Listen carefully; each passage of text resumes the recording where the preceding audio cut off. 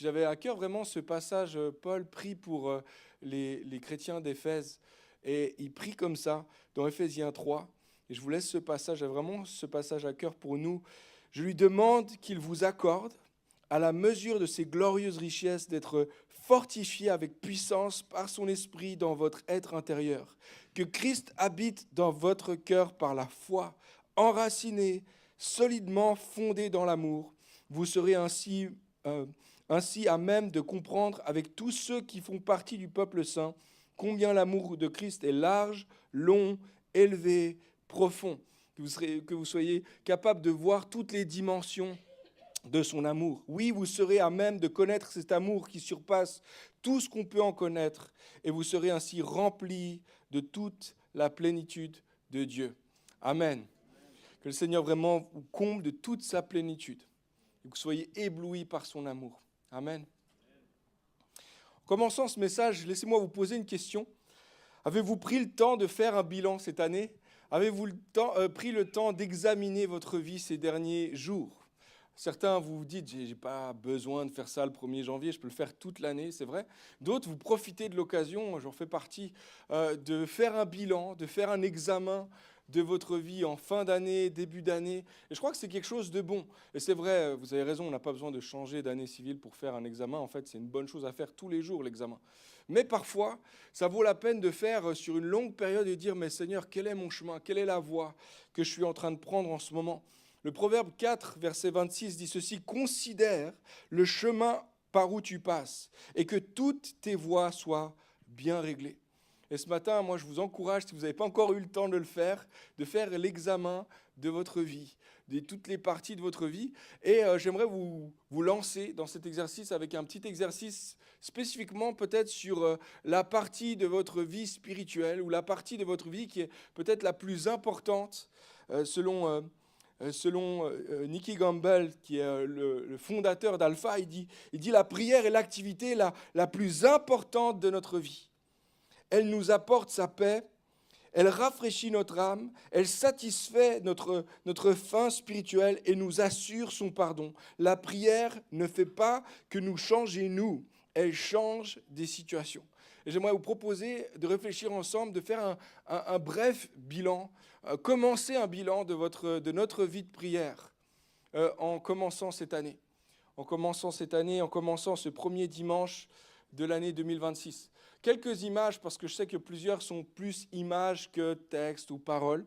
Est-ce que ta vie de prière ressemble plus à la lettre de gauche ou à la lettre ou les essais de lettres de droite ? Est-ce que ta vie de prière ressemble plus à cette belle voiture-là sur la gauche ou cette belle et ancienne voiture sur la droite ? Est-ce que, et je termine ici, est-ce que ta vie de prière est faite de plein de couleurs comme sur ce tableau à gauche ? Ou plutôt ça ressemble à ce monochrome blanc. Est-ce que ta vie de prière est riche ? Est-ce qu'elle est vivante ? Est-ce qu'elle est belle, reluisante ? Ou est-ce qu'au contraire c'est plutôt difficile et puis t'essayes, un peu comme ce papier, écrasé encore ? Est-ce que ta vie de prière ressemble à un tableau plein de couleurs ou à un monochrome blanc ? Il y a quelques années, au début de notre mariage avec Christina, je ne sais pas pourquoi, j'ai pris cette lubie que j'allais devenir un artiste peintre. J'ai commencé à faire de la peinture, et pas n'importe quelle peinture, je faisais des monochromes blancs. Certains vous dites c'est bizarre, et Christina dirait c'est très bizarre, parce qu'après des essais, j'ai fait plusieurs tableaux, etc., des couches et des couches de peinture blanc et blanc et blanc et blanc, avec des textures, des ombres, j'essayais de faire quelque chose, et ça donnait absolument rien. Et un jour, j'étais sur mon tableau, etc. Je vous rassure, je n'ai pas passé non plus des années et des années là-dessus. Mon rêve a très rapidement changé de direction. Mais, et le jour en fait où ça a changé de direction, c'est lorsque Christina est passée une fois derrière moi, puis j'étais en train de peindre mon monochrome blanc, voilà, faire l'artiste. Et elle me dit, c'est quand en fait que tu commences vraiment ta peinture ? Et là, j'ai dû réaliser, triste réalité, en fait, ouais, des heures et des heures, et finalement, ça n'a pas beaucoup de relief, ça n'a pas beaucoup d'expression. C'est du blanc sur du blanc, sur du blanc, sur du blanc. Et c'est plat, c'est sans relief, c'est sans expression. Et je crois que malheureusement, il y a beaucoup de chrétiens qui vivent une vie de prière comme mes monochromes. Plat, répétitif, redondant, et parfois, il faut le dire aussi, un peu ennuyeux. Peut-être votre vie de prière est ennuyeuse, elle est plate. Et je ne dis pas ça ici ce matin pour pointer quelqu'un du doigt ou pour accuser, pas du tout. Je le reconnais, moi aussi, il y a des moments dans ma vie spirituelle où ma vie de prière était juste plate, sans relief, pas de vie. Il manquait de la couleur, il manquait quelque chose. Alors que je ne viens pas accuser quelqu'un ce matin, mais je réalise aussi dans les conversations que j'ai, c'est qu'il y a beaucoup de chrétiens qui ont effectivement une vie de prière plate, mais beaucoup de chrétiens disent, mais j'aimerais tellement avoir une vie plus riche, une vie spirituelle plus riche, plus colorée, plus belle, plus vivante, mais je ne sais juste pas comment m'y prendre. J'aimerais que ça soit motivant, j'aimerais que ça soit florissant, mais je ne sais juste pas par où commencer. Après avoir passé plusieurs mois avec Jésus, les disciples avaient entendu Jésus des dizaines, des centaines, peut-être des milliers de fois Jésus prier. Et puis, une des choses qui m'interpelle en lisant les évangiles, c'est que les disciples n'ont jamais demandé à Jésus « enseigne-nous à prêcher ». Ils n'ont jamais demandé à Jésus « enseigne-nous à bien diriger l'Église ». « Enseigne-nous à bien servir ». Mais les disciples ont dit ceci « enseigne-nous à prier ». Montre-nous comment prier. Et je ne crois pas que les disciples ne savaient pas prier parce qu'en fait, ils ont grandi, tous ces disciples ont grandi dans une culture et une époque où la prière était centrale. À cette époque-là, en Israël, en Palestine, à ce moment-là, il y avait la prière plusieurs fois par jour. Les jeunes garçons, les jeunes filles apprenaient la prière, ils connaissaient la prière, ils priaient à table, ils priaient. La prière faisait partie du rythme de vie. Ils savaient prier, ces gens. Ils étaient entourés d'une culture qui savait prier, qui priait. Mais il se tourne ce jour-là vers Jésus après qu'il ait prié. Puis un des disciples, peut-être un de ceux, peut-être qu'il a été poussé par les autres, il va lui demander enseigne-nous à prier comme toi. Enseigne-nous à prier en couleur. Enseigne-nous à prier d'une manière vivante. Enseigne-nous à prier d'une manière stimulante. Enseigne-nous à prier des prières qui sont efficaces. Enseigne-nous à prier des prières d'autorité. Enseigne-nous à prier comme toi, Seigneur. Enseigne-nous à passer du monochrome blanc à la peinture de toutes les couleurs. Enseigne-nous à prier en couleur. Aujourd'hui, j'ai la joie d'introduire une série de messages sur le Notre Père. Et le sous-titre, c'est « Prier en couleur ». On aimerait commencer cette année 2026 en disant « Seigneur, enseigne-nous à prier. Montre-nous comment avoir une prière qui est vivante, qui est pleine de couleurs, qui est motivante, qui donne vie, qui est vivifiante aussi et encourageante. » Et dans cette série, on va voir que le Notre Père est en fait une source quasiment inépuisable d'inspiration pour la prière encore aujourd'hui. Après plus de 2000 ans, les chrétiens prient encore le Notre Père. Et il y a toutes sortes de choses qui nous sont communiquées au travers du Notre Père. Peut-être plusieurs vous dites « Ah, je connais très bien le Notre Père ». Peut-être vous l'avez appris jeune, enfant, etc., ou vous connaissez par cœur. Mais il y a tellement de richesses et des fois on passe à côté de cette richesse simplement parce qu'on est habitué au Notre Père. Dans le Notre Père, il y a l'adoration, il y a la prière d'écoute, il y a la prière de supplication, il y a la prière d'intercession, il y a la prière de contemplation, il y a la prière de confession. Dans le Notre Père, il y a la prière de combat. Et en fait, c'est intéressant, certains pères de l'Église disaient qu'il y avait tellement, il y a peu de mots dans la prière du Notre Père, mais il y a tellement de prières dans le Notre Père. Finalement, en quelques mots, avec quelques mots seulement, Jésus exprime toute une palette de couleurs devant Dieu et enseigne à ses disciples à faire de même. Pendant les prochaines semaines, on va découvrir ou redécouvrir ensemble cette prière vraiment extraordinaire, tellement simple que le Seigneur nous a laissé en exemple dans sa parole. Nous allons ensemble voir que cette simple prière contient différents types de prières, différentes postures de prière pour nous aider à développer une vie de prière qui est riche, qui est faite de plusieurs couleurs. Est-ce qu'il n'y a que moi qui est excité par le Notre Père ? Ou est-ce qu'on est devenu tellement habitué au Notre Père qu'on n'est plus excité au fait que Christ nous apprend à prier ? Le Seigneur nous apprend à prier et c'est bon de se rappeler ce matin et les prochaines semaines comment est-ce qu'il nous enseigne à prier. J'aime la façon dont l'ancien évêque de l'église anglicane, Justin Welby, a dit ceci à propos du Notre Père. La prière du Seigneur est assez simple pour être mémorisée par un petit enfant et pourtant tellement profonde qu'elle pourrait soutenir une vie entière de prière. Tu ne sais pas par où commencer en 2025, 2026. Dans la prière, commence peut-être avec le Notre Père. Commence avec ce que le Seigneur nous a enseigné. Peut-être tu es là ce matin et tu as un vrai désir de commencer cette année d'une autre façon. De dire, je veux apprendre à prier. Je veux prier, mais je ne sais pas trop par où commencer. Ou simplement, tu dis, j'aimerais vivre autre chose. Ça fait trop longtemps que j'essaye, que je me donne des bonnes résolutions de prière. Mais je ne sais pas par où commencer, je ne sais pas comment continuer. J'ai l'impression de peindre tout le temps en blanc, tout le temps de la même façon. Peut-être tu te dis, tu as essayé, puis tu es peut-être prêt à renoncer, à te résigner à une vie de prière un peu banale. Puis tu te dis, c'est pour les autres. Les autres ont une vie riche de prière, mais moi, ça va rester simple, ça va rester banal. Si c'est ton cas ce matin, moi je prie que cette série t'encourage à chercher Dieu dans la prière en 2026 et qu'elle t'équipe afin de vivre une vie de prière qui est florissante, qui est vivante et qui est pleine de couleurs. Amen. Alors voici comment Jésus commence l'enseignement sur la prière. Dans Matthieu 6, verset 9, « Voici donc comment vous devez prier. » C'est Jésus qui parle. Peut-être on peut le dire tous ensemble. « Notre Père qui es aux cieux, que ton nom soit sanctifié, que ton règne vienne, que ta volonté soit faite sur la terre comme au ciel. Donne-nous aujourd'hui notre pain de ce jour. Pardonne nos offenses, comme nous pardonnons aussi à ceux qui nous ont offensés. Ne nous soumets pas à la tentation, mais délivre-nous du malin, car c'est à toi qu'appartiennent, dans tous les siècles, le règne, la puissance et la gloire. Amen. Amen. La toute première partie de la prière de Jésus est teintée de la couleur de l'adoration, de la louange, de la contemplation et de l'aspiration des choses de Dieu. En fait, Jésus commence, il dit le début, le but premier de la prière, c'est de chercher Dieu avant tout et par-dessus tout. Le but premier de la prière, c'est de chercher Dieu avant tout et par-dessus tout. Quelqu'un va me dire, ça semble tellement logique, tellement banal ce que tu viens de dire. Pourtant, moi, je dois avouer que bien des fois, ma prière, en fait, très souvent, ma prière commence par moi. Moi, je. Moi, Seigneur. Moi, moi. C'est pas pour toi. Souvent, la prière commence par Seigneur. J'ai tellement besoin de toi. Ça commence par moi et puis par ma liste de choses que j'ai besoin que Dieu fasse dans ma vie. Ça commence par moi. Alors que Jésus dit la prière commence par lui. Elle commence par sa personne.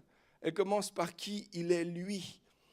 C'est ce genre de moment quand tu vas le matin avec une perspective d'une journée bien remplie ou avec le poids d'une longue journée ou le souci qui est sur toi et tu viens dans la prière et tu commences avec je, moi, j'ai besoin. Seigneur, fais en sorte que... Puis la prière devient une sorte d'exutoire. Dieu devient une sorte de psy pour toi. C'est un psy qui est gratuit, puis tu vas tous les matins devant lui, puis tu lui racontes ta vie. Merci beaucoup, je te dois rien. Hein. Ok, tu as tout payé à la croix, merci beaucoup. Bon, bonne journée.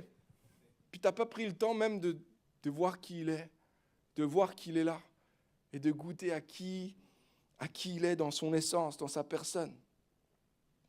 Des fois, la prière ressemble à une liste de courses. Seigneur, j'ai besoin de ça, j'ai besoin de ci, 2026, ça va être ci, ça va être ça. Je déclare au nom de Jésus que je vais recevoir, etc. Et ça commence par moi. Moi, je ne sais pas pour toi, on connaît tous une personne qu'on évite. Hein, dans la rue, on l'évite, ou tu sais, dans cette fête de famille, on veut juste pas s'asseoir à côté, ou on l'évite des fois à l'église, parce qu'en fait, cette personne-là parle tout le temps de moi, je. Je ne sais pas si tu vois cette personne. C'est très bien que tu as une image en tête. Tu n'as pas besoin de le dire à ton voisin. Mais il y a quelqu'un à qui tu penses qui parle je pendant 10 minutes, 15 minutes, 20 minutes, tu le laisserais parler, il parlerait encore 2 heures de moi. Et on évite ces gens-là. Si tu ne vois pas, c'est peut-être toi, cette personne. Mais bon, je te laisse faire ton introspection. Franchement, des fois, je plains Dieu du fait qu'il doit entendre tout le temps, constamment, moi, moi.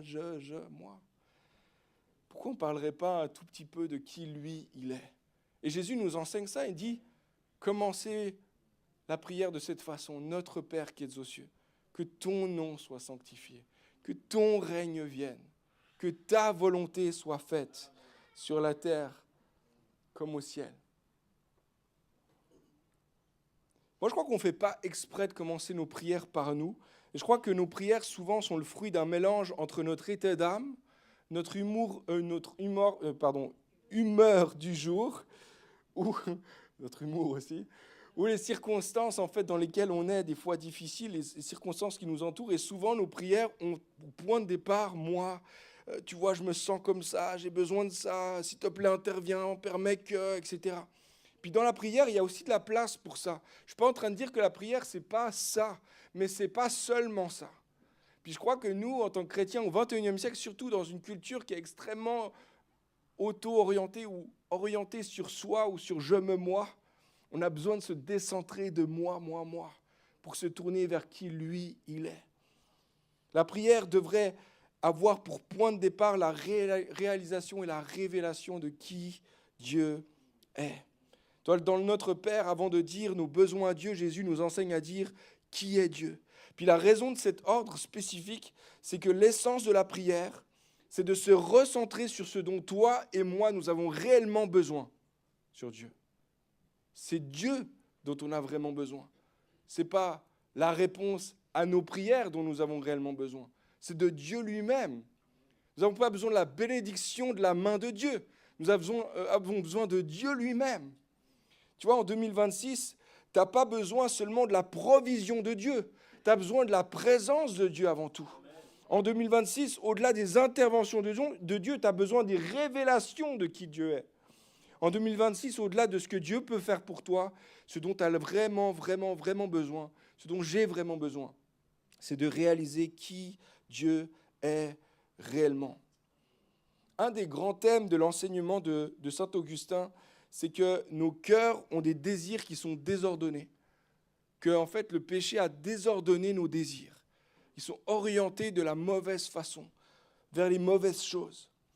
Et que ces désirs-là ne nous comblent pas réellement, même lorsque nous les recevons. Il va dire dans son livre, les Confessions, il va dire de quelque côté que se trouve l'âme de l'homme, et quoi qu'elle recherche pour y trouver du repos, elle n'y trouve que des douleurs jusqu'à ce qu'elle se repose en toi. En fait, ce qu'Augustin est en train de dire, c'est que nos cœurs ne trouveront pas la joie que nous aspirons à vivre quand Dieu aura pourvu à nos besoins matériels. Il ne trouvera pas la paix que nous désirons profondément quand Dieu aura mis en sécurité financièrement ou professionnellement. Tu vois, ton cœur ne sera pas en paix, il ne sera pas reposé par ces choses-là. Nos cœurs ne trouveront pas la joie, le calme, quand Dieu nous aura donné les circonstances les plus merveilleuses que tu peux imaginer. Ce n'est pas la réponse aux prières dont tu as besoin. Ce que tu as besoin, c'est du Dieu de la prière. C'est lorsque je te trouve toi que je vais être restauré vraiment, que je vais trouver le repos dont j'ai vraiment besoin. Il continue de cette façon-là, saint Augustin, en disant « Tu nous as fait pour toi, ô Dieu, et notre cœur est sans repos tant qu'il ne se repose pas en toi. » En fait, tu pourrais répondre à tous mes besoins, soi-disant, à toutes mes aspirations, à toutes mes prières. Et pourtant, si je n'ai pas toi, je n'ai pas ce qu'il me faut. Si je n'ai pas ta présence, il me manque l'essentiel. Tu pourrais me donner tout l'argent, tu pourrais me donner toutes les relations faciles, tu pourrais me donner les circonstances, tu pourrais me donner cette nouvelle voiture, tu pourrais me donner ce travail, tu pourrais me donner toutes ces choses-là. Ça ne suffirait pas. Ce ne serait pas assez. Puis en fait, ce que Jésus est en train de faire ici, c'est qu'il nous aide à réorienter nos prières sur ce qui est l'essentiel dans la prière, c'est-à-dire qui Dieu est. Qui il est lui-même. En fait, c'est ce qu'il nous apprend. Il nous apprend à désirer Dieu avant ses dons. Parce que le plus grand don que Dieu puisse te faire en 2026, c'est sa personne lui-même. C'est le plus grand cadeau que tu peux recevoir en 2026. C'est un cœur à cœur avec Dieu. C'est une visitation de Dieu. C'est de le voir, c'est d'avoir une révélation fraîche de qui il est. C'est d'avoir un cœur à cœur avec lui. C'est ce que je te souhaite. Qui Dieu est, ce qu'il fait sont vraiment le focus du début de sa prière. Dans le premier verset, Jésus nous enseigne à nous focaliser sur qui Dieu est. Il dit quelque chose apparemment un peu contradictoire. Il dit « Notre Père qui êtes aux cieux ». Notre Père qui êtes aux cieux. Le mot « Père » ici, c'est probablement le mot « Abba ». nous, on a seulement la version grecque, en fait, mais le mot que Jésus a dû utiliser, c'était un mot araméen, le mot Abba. Et c'est pas un titre, c'est pas comme Père, tu vois, ou un truc un titre. Non, c'est un mot, c'est un petit mot, c'est un petit nom, c'est une petite appellation, c'est un surnom d'un intime, d'une relation intime. Un nom intime qui n'était pas utilisé dans le cadre des relations d'alliance ou d'allégeance. C'était un nom qui était utilisé dans le cadre de la famille. Père. Puis vous voyez, dans l'Ancien Testament, personne, pas un prophète, n'ose appeler Dieu Père. Mais Jésus dit, il est proche de cette façon-là. Il est réellement un Père. Moi, j'ai rencontré Jésus, j'en parlais cette semaine avec quelques amis, j'ai rencontré Jésus, c'était un 30 décembre 2004. Et c'était un soir juste avant Nouvel An, etc. Et moi, je ne viens pas du tout d'un arrière-plan chrétien. Et quand j'ai réalisé qui Dieu est, le fait qu'il est un Père, ça a complètement changé, bouleversé ma vie. Je peux vous dire, ce soir-là, je ne peux pas vous dire, je ne croyais pas dans l'Évangile. Pour moi, il n'y avait pas un truc avec Jésus. Par contre, j'ai bien compris que Dieu est un Père, qui me connaît parfaitement, qui connaît toutes les parties de ma vie, les moindres cicatrices de mon cœur, et qui m'aime profondément. Et ça a changé complètement le cours de ma vie. Et j'en parlais cette semaine avec émotion, parce qu'en fait, ça fait 21 ans qu'il m'a rencontré comme Père, et encore aujourd'hui, quelle grâce de dire Père. T'es un bon Père pour moi. Il dit non seulement le mot Père, mais directement après, il dit, il y a une notion de grandeur, de sainteté. Il dit, notre Père qui êtes aux cieux, que ton nom soit sanctifié. Ton nom est saint. Et ici, ce qu'il dit, ça relève plutôt de la distance, de l'immensité qui nous sépare entre le Créateur et la création. Nous sommes sa création. Et il est, lui, au ciel, et nous sommes sur la terre. Il est bien plus grand, il est bien plus distant que ce que nous pouvions penser. En fait, il est bien plus proche parce qu'il est Père, et bien plus grand parce qu'il est dans le ciel. Tu vois, il y a quelque chose qui semble un peu contradictoire ici. Jésus reconnaît, il y a une tension à la fois déconcertante et merveilleuse. Dieu est à la fois tellement grand, tellement distant de nous, et il est à la fois tellement proche, intime avec chacun d'entre nous. À la fois immense, glorieux, tellement différent de nous, et à la fois doux, humble, tendre dans sa façon de se faire connaître à chacun d'entre nous. Alors Jésus, dans le début de la prière, nous enseigne à louer, à adorer Dieu pour qui il est. Et en fait, il nous met dans la bonne posture pour la prière. Par elle, nous sommes conscients que nos prières ne sont efficaces et n'ont d'importance en fait qu'en raison de qui Dieu est. Tu vois, ma prière n'a pas de force. Mes mots n'ont pas de force. Ce n'est pas la bonne façon de parler qui va faire que Dieu va me répondre. Ça, c'est très important, les amis. On n'a pas besoin de développer une théologie extraordinaire, un vocabulaire pas possible pour s'adresser à Dieu. Parce que ce n'est pas mes mots qui ont une force. Lorsque je lis Notre Père, je comprends qu'en fait, ça me met dans la posture qu'en fait, la raison pour laquelle Dieu répond à mes prières, c'est parce qu'il est un bon Père. C'est parce qu'il est un bon Père. Tozer le disait de cette façon, Dieu nous écoute non parce que nos prières sont bonnes, mais parce que Dieu est bon. Dieu n'écoute pas nos prières parce que nous sommes des bons prieurs. Moi, je ne suis pas un bon prieur, je ne sais pas très bien prier, mais Dieu est bon. Il entend mes prières parce qu'il est bon. Avant de te lancer dans la prière, prends le temps de réfléchir à qui Dieu est, de te positionner, de te mettre en position pour réaliser qu'il est grand et en même temps tellement proche. Tellement puissant, mais tellement doux, tellement proche de toi. La prière poursuit de cette façon que ton nom soit sanctifié. Qu'est-ce que ça veut dire ? Moi, je l'ai dit des dizaines de fois, que ton nom soit sanctifié. Ça fait beaucoup de choses qu'on ne comprend pas. Déjà, le nom, c'est la personne. Lorsqu'on parle du nom dans la parole de Dieu, c'est la personne, ça concerne l'identité de la personne. Le nom d'une personne, c'est son identité, c'est un peu sa carte de visite. Que ton nom soit sanctifié. Quand il dit ça, d'autres traductions vont dire que tu sois reconnu pour Dieu, que les hommes te rendent le culte qui t'est dû, ou encore que la gloire de ta personne soit reconnue. J'aime ces façons de traduire également. En fait, vous l'avez compris, l'idée, la prière commence par l'adoration. Et l'adoration de Dieu commence par sa personne, par son nom, par qui il est lui.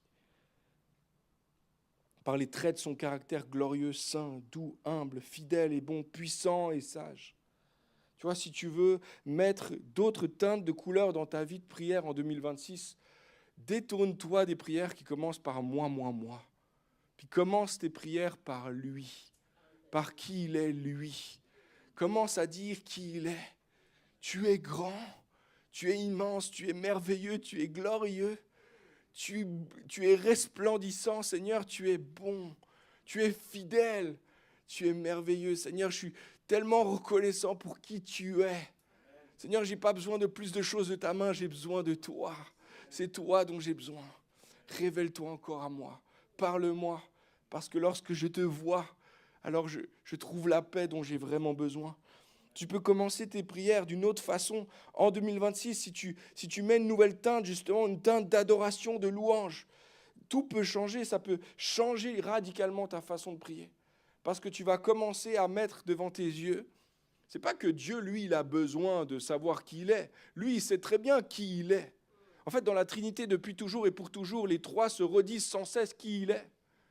En fait, il n'a pas besoin qu'on lui rappelle, avec nos faibles mots en plus. Non, c'est plus pour nous.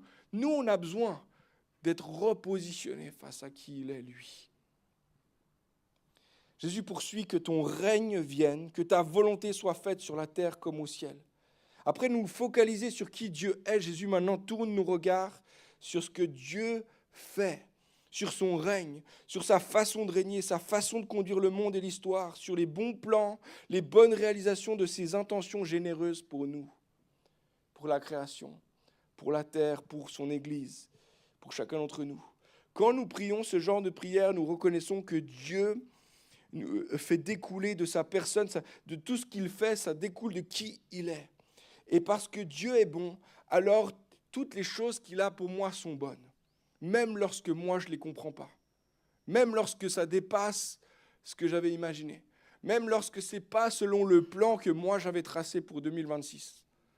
Tu vois, lorsque tu dis ça, tu dis en fait tes plans sont bons parce qu'ils sont ancrés dans ta personne. Alors je te fais confiance, même si ça ne ressemble pas à ce que je voudrais moi. C'est tellement meilleur parce que c'est ta volonté. Et ta volonté est tellement meilleure que la mienne. Tu sais tellement mieux ce qui est bon pour moi. Ça, c'est une prière de confiance qui est ancrée dans la personne de Dieu.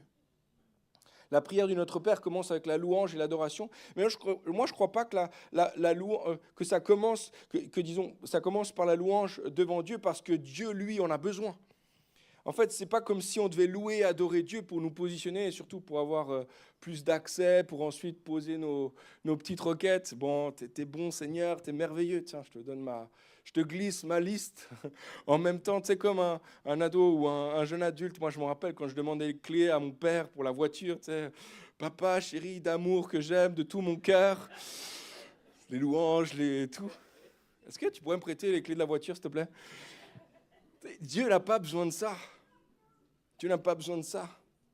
Je crois que Jésus nous enseigne à commencer la prière par l'adoration, la louange, parce que la louange et l'adoration réalignent nos cœurs sur ce qu'il est réellement et ce qui fait véritablement sens pour nous, ce qui nous donne la possibilité de nous réaligner à qui il est, lui, et ce qu'il fait, lui. J'aime la façon dont Timothy Keller le dit, la louange et l'adoration sont les prérequis nécessaires pour pratiquer et formuler convenablement toutes les autres formes de prière. Cela ne signifie pas qu'il soit absolument interdit de passer directement aux requêtes ou à la confession, mais dans notre vie de prière courante, il importe que la louange et l'adoration occupent une place prépondérante.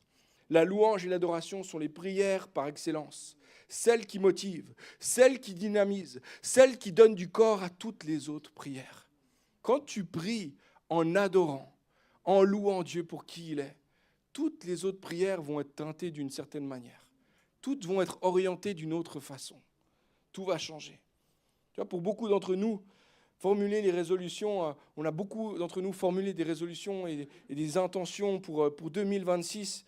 J'aimerais te poser la question, est-ce que tu t'es posé la question de quelles sont les intentions et les bonnes résolutions que Dieu a pour toi et moi en 2026 ? Des fois, on part de moi de nouveau. Mais je me pose la question des fois, est-ce qu'on se pose la question, qu'est-ce que Dieu voudrait, lui, pour nous en 2026 ? Puis il y a un passage important dans le Nouveau Testament, un moment où Jésus va rencontrer cette femme samaritaine et ils vont discuter un long moment, ils vont avoir des sujets, des débats théologiques, etc. Et puis, à un moment donné, Jésus va plus en profondeur. Et à un moment donné, elle va poser la question finalement, mais comment est-ce qu'on doit adorer? Est-ce qu'on doit adorer là-bas? Est-ce qu'on doit adorer ici? Est-ce qu'on doit le faire de cette façon? De cette façon, est-ce qu'on doit utiliser ces mots-là? Et Dieu va dire, Jésus va dire à cette femme une chose tellement simple, mais tellement importante pour nous de réaliser en 2026. L'heure vient, elle est déjà là, où les vrais adorateurs adoreront le Père par l'Esprit et en vérité. Car le Père recherche des hommes qui l'adorent ainsi. Le Père cherche des adorateurs. Dieu est esprit et il faut que ceux qui l'adorent par l'Esprit et en vérité.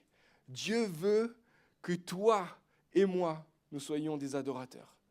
Que toi et moi, nous soyons de ceux qui louent Dieu. Tu ne le savais pas, peut-être tu n'as pas postulé pour faire partie de la band ici à l'avant. Ce n'est pas toi qui fais la louange le dimanche matin, mais laisse-moi te dire que tu fais partie de la band. Tu fais partie de ceux qui adorent Dieu. En fait, la louange qu'on fait le dimanche matin, elle n'est pas faite pour toi. Elle est faite premièrement pour Dieu. Tu sais quoi, si ça te plaît ou ça ne te plaît pas la musique, ça ne change pas grand-chose. Hein. Parce que ce n'est pas pour toi à la base. C'était pour Dieu. Au début, c'était pour Dieu. Et toi, tu peux te joindre à la chorale de ceux qui adorent Dieu, de ceux qui, depuis des temps et des temps, louent Dieu, partout sur la planète, louent Dieu. C'est ce que Dieu veut, que nous soyons des adorateurs, en esprit, en vérité. Il cherche des adorateurs qu'il adore le dimanche et le lundi, qu'il adore en parole et en acte, qu'il adore en esprit et en vérité. Maintenant, si on est honnête quelques instants, c'est difficile parfois d'adorer Dieu en tout temps, en toutes circonstances. Les mots un petit peu qui ont commencé cette matinée, c'est temps et saison, n'est-ce pas? Comment louer Dieu dans tous les temps et dans toutes les saisons? Comment louer Dieu en tout temps, en toutes circonstances? Je vais vous proposer que Dieu nous donne plusieurs principes pour cultiver une vie d'adoration en toutes saisons et en toutes circonstances. Et la première, adorer Dieu quand il y a une raison évidente. Pour devenir un adorateur en esprit et en vérité constamment, adore Dieu quand il y a une raison évidente. Quand il y a quelque chose de clair qui est devant toi et que c'est le bon moment de l'adorer. C'est une des manières les plus simples de cultiver une vie d'adoration, c'est de prendre chaque occasion qui se présente, d'attraper chaque raison évidente pour en faire un lieu de louange et d'adoration. C.S. Lewis le dit de cette façon, « J'essaye de faire de chaque plaisir un instrument d'adoration, en reconnaissant que chacun d'eux est une flèche de la gloire, que la gloire décoche pour atteindre ma sensibilité. » À chaque fois que je réalise qu'il y a quelque chose de bon qui se passe dans ma vie, à chaque fois que je réalise qu'il y a quelque chose de merveilleux qui vient de se passer, alors je réalise qu'en fait, c'est une flèche de la bonté de Dieu qui vient directement de sa gloire pour atteindre ma sensibilité. Maintenant, là, si la raison est évidente, alors notre louange, notre adoration devrait être aussi évidente. Elle devrait s'exprimer. Et là, je m'adresse à un auditoire qui est fait de plusieurs nationalités, de plusieurs arrière-plans. Mais quand même, la vérité, les amis, peu importe la couleur de notre peau ce matin et notre arrière-plan, en fait, on est quand même bien baigné dans une culture bien suisse qui ne chante pas grand, qui ne chante pas très fort et qui n'applaudit pas très souvent et qui ne dit pas souvent Amen. Hein. Bon, ça, je le dis comme une thérapie personnelle. Mais les amis, en Suisse, si tu as une raison évidente de louer Dieu, il faut que ta louange devienne évidente aussi. Amen. Il faut que ça devienne vocal. Il faut que ta face, il faut que ton visage, il faut que tes lèvres réalisent qu'il se passe quelque chose à l'intérieur de toi, non? Moi, j'ai besoin de voir ça de toi, en tout cas. Alors, quand Dieu répond clairement à tes prières, adore Dieu fort. Quand Dieu intervient d'une manière inattendue dans ton travail, dans ta famille, lance une fête à l'Éternel. Lance une fête. Mets-toi à danser s'il le faut. Mets-toi à danser même s'il ne le faut pas. Il faut que ça devienne évident. Quand Dieu te protège d'un danger ou te sauve d'un péril, fais une action de grâce. Vous savez, une action de grâce, c'est une action qui dit merci. Une action qui dit merci. La prochaine fois, peut-être amène un bouquet de fleurs en louange à Dieu à l'église. Peut-être ça peut être un bon moyen. Ou alors la prochaine fois que Dieu fait quelque chose, fais un don généreux à quelqu'un autour de toi qui en a besoin en disant « Je veux louer Dieu de cette manière-là parce qu'il a fait tellement grand bien dans ma vie. Je veux que d'autres aussi puissent goûter cette bonté, cette grâce. » Quand Dieu pourvoit la guérison pour toi ou un de tes proches, témoigne de sa bonté. Les amis, en 2026, on va témoigner. Témoigne le dimanche matin, témoigne le lundi matin, témoigne le mercredi après-midi, témoigne le samedi en famille, témoigne des bontés de Dieu. S'il y a une raison évidente de louer Dieu, il faut que ta louange soit aussi évidente. J'aime la façon dont Spurgeon le dit, la plainte est extrêmement contagieuse, la louange aussi. Tu sais quoi, si ta louange s'exprime de manière vocale, d'autres vont commencer à louer Dieu autour de toi pour ce qui se passe dans ta vie. Pas seulement ça, mais ça va les encourager dans leur chemin à eux aussi. Les témoignages qu'on a entendus la semaine passée, ça nous a tellement encouragés. Plusieurs étaient tellement encouragés par ce qu'ils ont entendu. Et les amis, il faut qu'on prenne cette habitude de témoigner de la grâce et des bontés de Dieu. Si tu as une raison évidente de louer Dieu, passe pas à côté de l'occasion de faire du bien du bruit, comme il le mérite. Comme il le mérite. Et non pas à la façon suisse, à la façon du royaume de Dieu. Amen. Adorer Dieu quand il y a une raison évidente. Adorer Dieu quand il n'y a pas de raison apparente. Une façon de cultiver une vie d'adoration, c'est d'apprendre à adorer Dieu pour des choses ordinaires et banales de la vie aussi. Pas seulement quand Dieu intervient puissamment, waouh, mais aussi juste parce que tu t'es levé ce matin. Juste parce que j'ai la nourriture à manger ce soir. Juste parce que mes enfants, mes parents, mes frères et sœurs, des gens autour de moi, le Seigneur a mis des gens, et puis il y a des relations belles autour de moi. Juste parce que je peux me déplacer, juste parce que j'ai un cercle de relations. Juste le fait de voir le soleil ces derniers jours. Est-ce qu'il n'y a que moi qui a subi le mois de décembre? J'ai lu cette semaine qu'on a vécu le mois de décembre le plus noir, le plus sombre depuis des années. Ça fait 20 ans en tout cas qu'il n'y a pas eu un mois de décembre de ce type-là. En fait, l'année 2025, le mois de décembre 2025 rentre dans le top 5 des hivers les plus sombres qu'on a depuis 1800, je l'ai noté, depuis 1896. Depuis le début de l'enregistrement des années, etc., c'est dans le top 5. Une année difficile, noire, très très sombre. Et là, il y a quelques jours, d'un coup, le soleil est réapparu. Waouh, je ne savais pas que... Waouh, c'est incroyable. On était presque tous éblouis. C'est quoi cette lumière? On ne se rappelait même plus qu'il y avait un soleil derrière le... Tu vois, toutes les petites choses du quotidien pour lesquelles on ne prête plus attention devraient devenir des lieux d'adoration pour le chrétien attentif. Tu peux apprendre à connecter chaque petite chose de la vie ordinaire à la grâce de Dieu. Chaque goutte d'eau que tu bois, tu peux le connecter au torrent de sa grâce immense. Puis tu peux te dire, la source doit être vraiment bonne si l'eau que j'ai dans ma bouche aujourd'hui est si bonne pour moi. Chaque rayon de soleil sur ta peau a la source rayonnante de la vie. En disant, le soleil doit être vraiment chaud si à cette distance, ces rayons me font tant de bien. Tu vois, c'est vrai, c'est une image. Mais Dieu doit être tellement bon si dans les toutes petites choses de la vie du quotidien, je peux goûter un tout petit peu de sa bonté. Imaginez si on se rapprochait de lui. C.S. Lewis dit ceci, on ne pourra pas facilement adorer Dieu dans les grandes occasions si on n'a pas pris l'habitude de l'adorer dans les plus insignifiantes. Il faut que toi et moi, on s'entraîne à voir Dieu dans toutes les parties ordinaires et banales de nos vies. Regardez qui il est, où il est. Le chercher un petit peu dans tout ce qu'on reçoit, dans tous les visages, dans tout ce qu'on vit, dans tout ce qu'on mange, dans tout ce qu'on vit au quotidien. Il y a plusieurs façons de cultiver l'adoration, la reconnaissance au quotidien. Une des choses que moi j'ai fait depuis maintenant quelques années, tous les soirs j'ai un temps d'examen devant Dieu, seul, devant lui, et puis je remets ma journée, je regarde ma journée, j'examine ma journée, et une des choses que je regarde, c'est où est-ce que Dieu a été bon ? Où est-ce que j'ai vu l'intervention de Dieu ? Où est-ce que j'ai vu Dieu ? Et je peux vous dire, au début, c'était difficile. Je devais en écrire seulement 3. Au début, je me suis donné ce challenge. 3 sujets de reconnaissance tous les jours. Et franchement, au début, c'était difficile. Puis maintenant, ça fait des mois, plusieurs années maintenant que je fais ça. Et en fait, ça devient tellement facile. Des fois, c'est difficile de m'arrêter. J'ai tellement de sujets. Il y a tellement de choses banales pour lesquelles on peut dire, Seigneur, tu es tellement bon et merveilleux. Et en fait, ce qui est génial avec cette habitude-là, c'est que petit à petit, ta journée, elle est faite avec... Tu mets des lunettes où tu cherches les bontés de Dieu. Tu cherches partout où Dieu est présent, où Dieu a mis sa main, où Dieu a donné encore et il a montré sa grâce. Quand tu fais ça, tu t'entraînes à adorer Dieu dans toutes les petites choses de la vie au quotidien, quand il n'y a pas de raison, ou quand il y a des raisons qui ne sont pas apparentes. Le frère Lawrence, qui était un moine, il y a quelques siècles en arrière, a écrit un bouquin qui s'appelle « Pratiquer la présence de Dieu ». Et puis, c'est un bouquin qui est devenu maintenant, qui a été lu qui a été lu à travers le monde.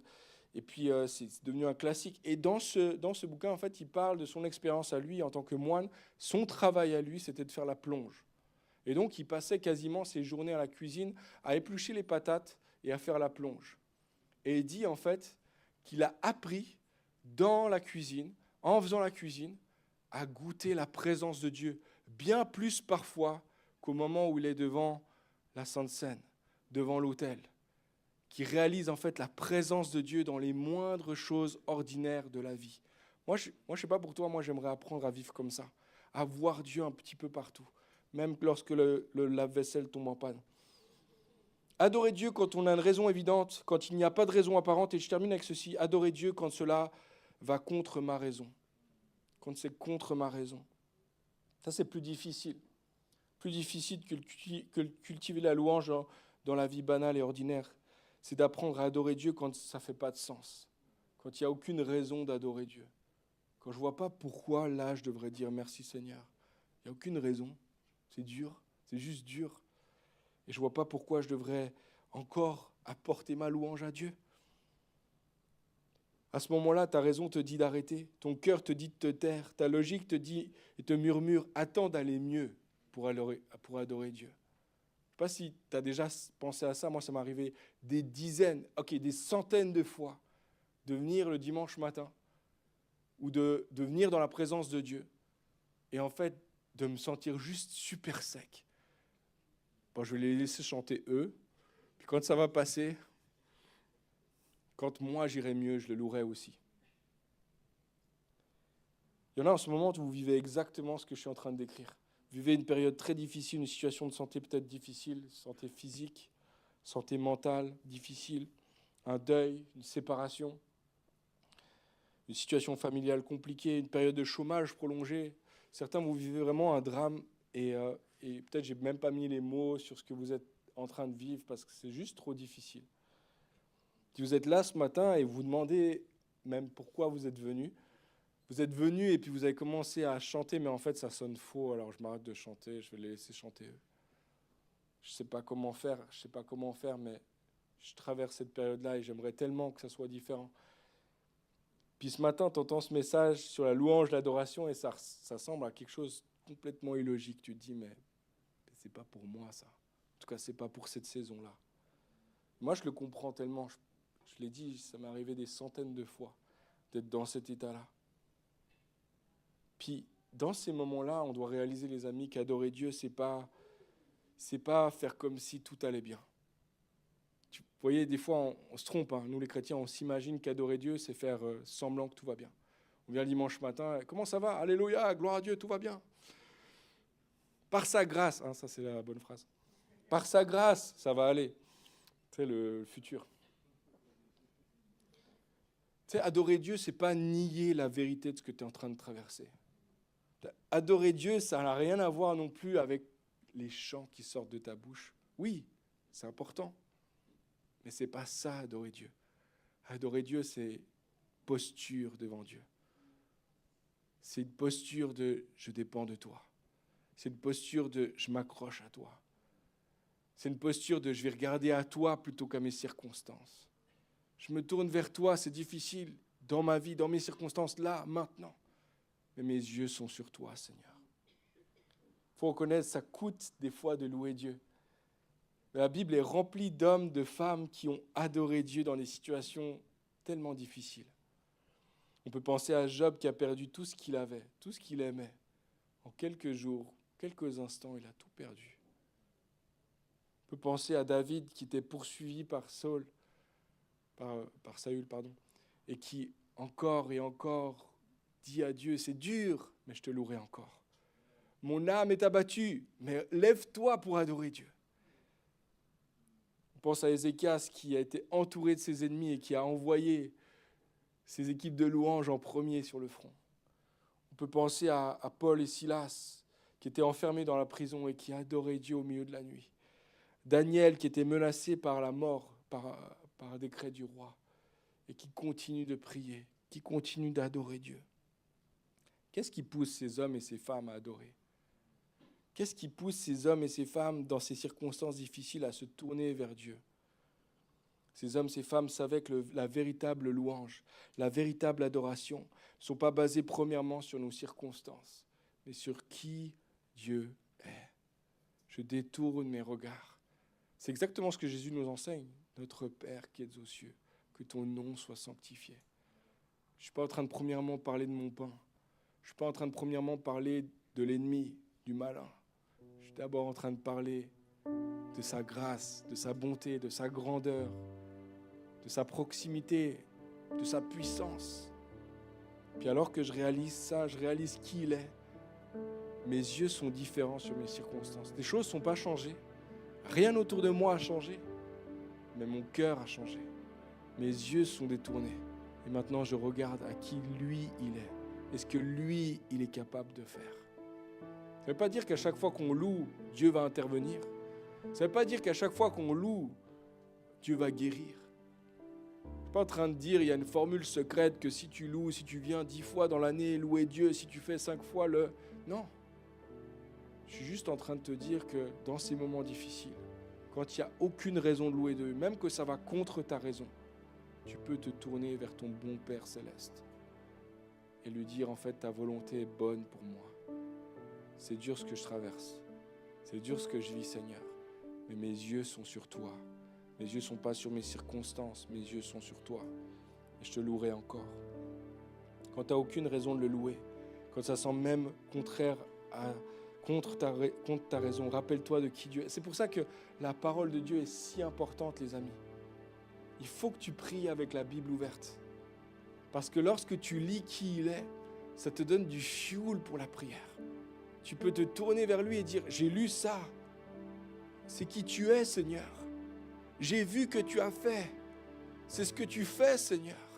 J'ai vu que tu es grand. Seigneur, tu peux le faire. J'ai vu, Seigneur, que dans ces situations-là, tu es resté le même. Tu n'as pas changé, tes promesses sont demeurées. Seigneur, tu l'as fait dans le passé. Tu le ferais encore dans ma vie. Parmi les nombreuses fois où Jésus a appelé Dieu Père, il y a cette foi qui est tellement, tellement importante, tellement significative, tellement puissante, où Jésus se trouve dans le jardin de Gethsémane et il va dans la prière avec 2, 3 de ses disciples et il est là, il dit « Père, permets que si tu le veux, écarte de moi cette coupe. Si tu le veux, écarte de moi ces situations. Si tu le veux, Seigneur, écarte de moi cette difficulté. Si tu le veux, écarte de moi la croix. Si tu le veux, Père, toutefois, que les choses se passent non pas comme moi je veux, mais comme toi tu veux. » En fait, dans ces moments tellement importants, Jésus a simplement prié le Notre Père. Père, non pas ma volonté, ta volonté. Que ta volonté soit faite. Père, tu es bon. Même si mes circonstances sont difficiles, je ne comprends pas, je ne saisis pas tout, je ne voudrais pas boire cette coupe. Seigneur, je veux juste faire ta volonté, je veux juste m'aligner à toi. Il est allé, il a prié, puis ensuite il est revenu vers ses disciples.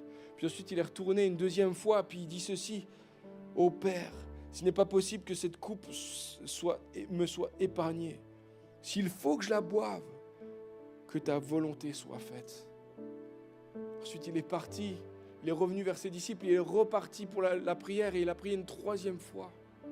Non pas ma volonté, ta volonté, Seigneur. Mon Père qui est aux cieux, que ton nom soit sanctifié, que ton règne vienne, que ta volonté soit faite, sur la terre comme au ciel. Moi, j'aimerais nous encourager, les amis, en 2026, à nous détourner de tout ce qui nous empêcherait d'adorer Dieu. J'aimerais t'encourager en 2026 à louer Dieu parce qu'en fait, te tourner vers Dieu, c'est ce dont tu as le plus besoin. J'aimerais t'encourager en 2026 à louer Dieu en toute saison, en toutes circonstances. J'aimerais t'encourager en 2026 à dire « Père, non pas ma volonté, mais ta volonté. » qu'elle soit faite, qu'elle soit accomplie, mes yeux sont sur toi. Que ça soit comme moi je veux ou comme toi tu veux. Dans tous les cas, Seigneur, mes yeux sont sur toi. Je garde mes yeux sur toi, Père. Je vous propose, si vous voulez, bien ce matin, en terminant, de répondre à ce message simplement en disant « Oui, Jésus, je veux tourner mes regards vers toi. Je veux me détourner, Seigneur, de tout ce qui me vole la joie, de tout ce qui me vole cette capacité à adorer et louer Dieu, de tout ce qui me vole, Seigneur, cette capacité à simplement dépendre de toi dans les moments difficiles de ma vie. Seigneur, je veux me détourner de toutes ces choses-là pour me tourner vers qui tu es, toi, vers tes promesses, vers ta parole, vers qui tu es. Parce que qui tu es, c'est ce que j'ai le plus besoin, Seigneur. En 2026, Seigneur, j'ai rien besoin de plus de ta main. Ce que j'ai besoin, c'est toi. Ce que j'ai besoin, c'est ton cœur. Ce que j'ai besoin, c'est d'un cœur à cœur avec toi. En 2026, Seigneur, je veux pas, Seigneur, laisser mes circonstances et mes temps me détourner de toi. Non, mes yeux sont sur toi. Mon regard est sur toi. Ma prière, c'est que ta volonté soit faite sur ma vie.